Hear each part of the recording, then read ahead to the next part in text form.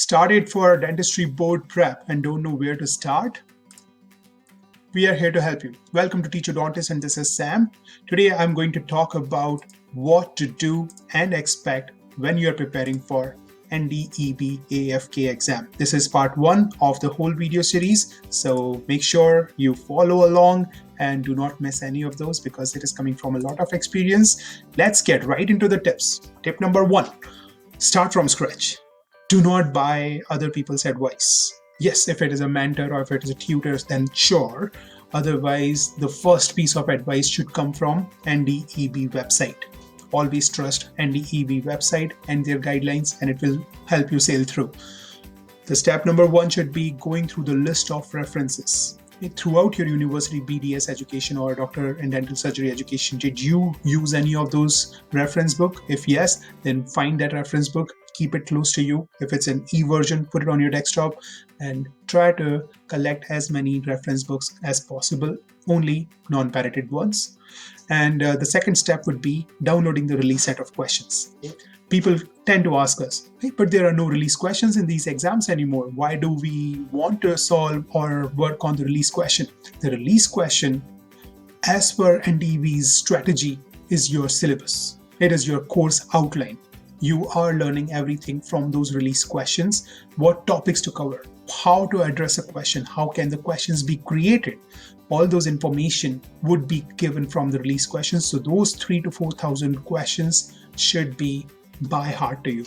Nobody should give you those answers, so you should put an effort to find answer for each of those release questions. So step 1, download the release question set. Step 2, try to sort each question out. You would go on the page 1, there is a question, lichen planus is most commonly found on. There are 4 options. You don't know the answer, you don't know about lichen planus, do not dive into it. Just say oral pathology. Check. There's a mental check here that I know there would be a question on lichen planus in the release set. Next time, now when you are trying to read through oral pathology, specifically you come across lichen planus and somebody tell you, let's just read the pathology and let's not worry about where it is found. You would say, I know a question in the release set which asks you, where is it found?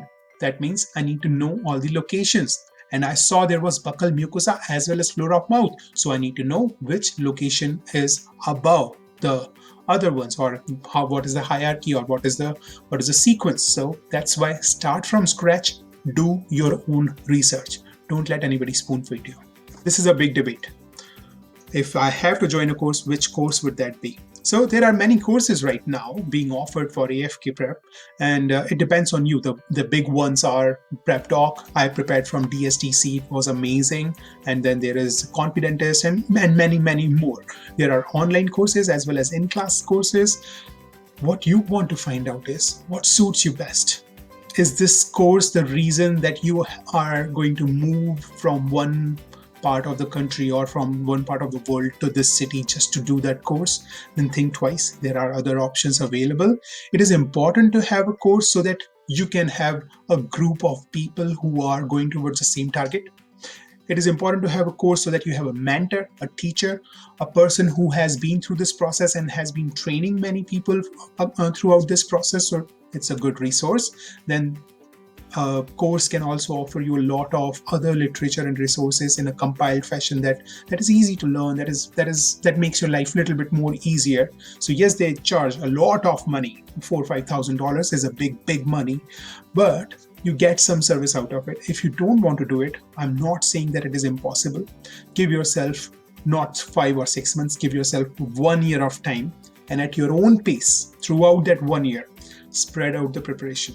Step number 1, release question. Step number 2, try to go through all the reference text and see what topics are being covered in the release question. Completely study and make yourself thorough with those topics from the reference text. So this could be another way if you're not joining the course. My personal recommendation, join one. Find or create a group. And I'm not just talking about the group that would be there for your entire class in the course or something. It should be your personal group. If you are a leader, you would create one. If you are not a leader, you don't want to go through that hassle, follow a group, ask people, reach out to other people who are preparing for the same exam just like you. If you are an introvert, sorry, this is not time to cultivate that habit. Reach out to other people and ask them, how are you preparing? Do you join a group? Do you do release questions? Yes, you do. Can I join you? Can we do it together? Is there a way we can work out as a team? Try to take a lead or follow along and become a group. That group, those 5 to 10 people, should be your family, should be your community, and you all should work together towards a common goal, all of you clearing or passing or getting a high score on AFK exam. How do we do that? By being honest, being accountable, being punctual on every meeting, and being reasonable, not expecting a lot from your group, but giving more. The more you prepare yourself, the more material you give to the group and discuss it with them, it is more beneficial to you. So be a little less selfish when it comes to just people around you. I know out of all 2,000 people who are giving this exam, your competitor will be just that buddy that you have next to you. But keep that little ego aside and try to work together towards success in the AFK. So my tip number 3, and which is very important, create your dream team, create your group, and go towards that common goal together. My next tip for you is schedule every minute of the day. And by every minute, I literally mean every minute. I will give you an example. I would wake up every morning at 4 a.m. And after that, I would do 20 minutes of 3 sessions, 20 minutes of a hardcore workout. Usually that workout is Tabata or jumping jacks or push-ups or something like that, so that I get pumped. I would do 20 minutes of yoga. That yoga gives me a flexibility and some kind of stretching exercise, so that because I'm sitting on my desk in front of my computer all day, I need to have that flexibility, that kind of movement in my body. So yoga is great for that. And number 3 is meditation. No matter what, I would do to start my day with a 20 minutes meditation, because throughout the night, those questions were echoing my brain. All those conversations, all the topics, they were just cluttering my brain. This is a new day. I want to start this new day with a blank slate. So I would do a 20 minutes meditation. There are various apps. Headspace is amazing. There are various YouTube teachers on meditation. So just follow along or make your own strategy. That's how I would spend 1 hour of my morning, followed by I would just join a group. So there was already a group in place. These were 4 girls who were doing the release questions together. All I did was reach out to them. They said, okay, you can tag along. Every morning at 5 a.m. I'll call them. They were in India. It was afternoon for them. I made that adjustment that, okay, I'll wake up early and I'll call you. So that's how the groups work. And I tagged along, and those girls were amazing. They helped me a lot throughout each step. Like if there were questions I did not understand, they were patient. In my class, sometimes the topics would just run through, but in my group, I could ask for a little bit more help, or they would just say, go read it, and then I'll read it. So after that, I would give 1 or 2 hours to my family. We will prepare breakfast together. We will eat breakfast, my wife would go to office. My daughter, I would drop her off to school. I'll come back 10 a.m. Boom. My next group starts all the way till 5 p.m. We would not stop except a lunch break. We will keep going. Either we will read some topics, or we will solve certain questions. We will address some questions that were being discussed in groups, and everything that we can do, we were doing it as a group. So we were 4 people, and we were hard on towards this target. No giggling, no jokes around, no less serious talk. Everything was focused towards dentistry only, towards AFK only. After that, I would again spend some time with my family, prepare some meal, help my wife with the house stuff, ask her how her day was. And after that, again, I will have a third group, which is my another buddy, and we will do some courses together, questions together. The moral of the story is communicate with your people. I did a communication with my family that these are the hours I am studying, no disturbance. Nobody from India. My mom, she wouldn't call me at that time. She would only call me when it's my lunch break.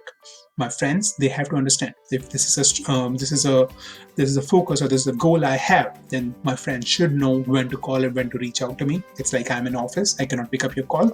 I will call you or text you only during these hours. That's how you make a 100% accountable schedule for every minute of your day. Tip number 5 is go paperless. Please, please, please go paperless. It is bad for trees, it is bad for sustainability, and it is so outdated. It is a ridiculous way of cluttering your entire desk and room and house and place where you live in and do not to find anything. Plus all the hassle of printing stuff and paying for it is again very, very painful.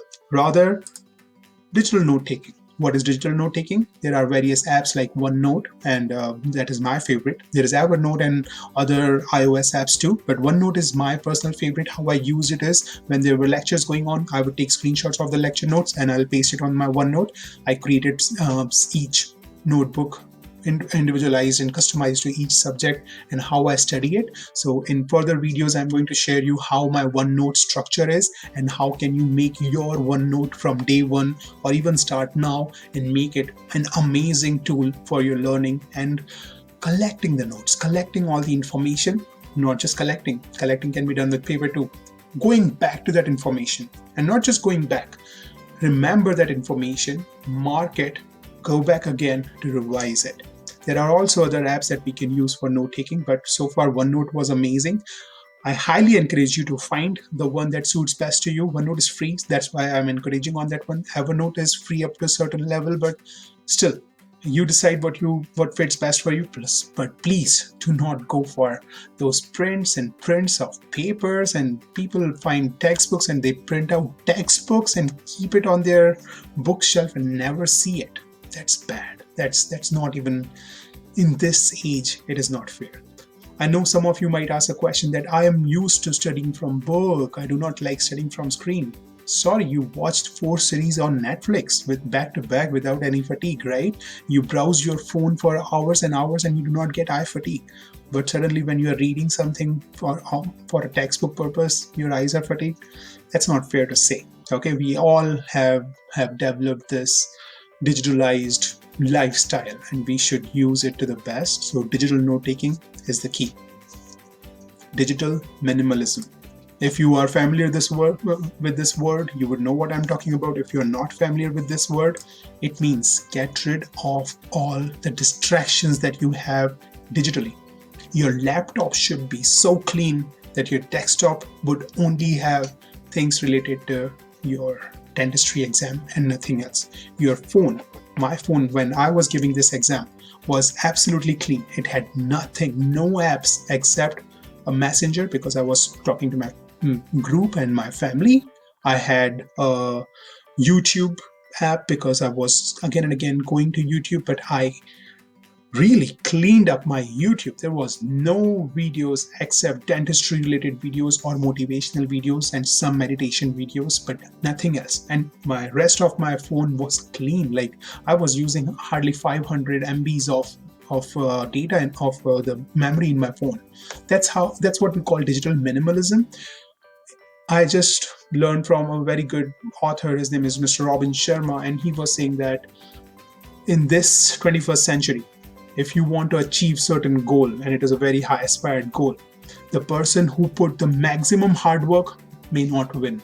The person who is most privileged, person who's coming from money, person who has all the resources, may not win. But the person who is most focused, the person who has consistent eye on the prize and who is driving himself towards or herself towards that direction, they are most likely to win. So the focus comes from removing distractions, and that would increase your productivity. So these are my tips on what to do and how to prepare for NDEB AFK exam. In the next video, I'm going to talk about what to not do when you're preparing for NDEB AFK exam. That one is going to be even more important than this because those are all the mistakes that you should never be doing. Okay, so stay tuned and see you in the next video. Meanwhile, please like this video, subscribe my channel, and share it with your friends who are preparing for NDEB AFK exam as well. Thank you. See you in the next video.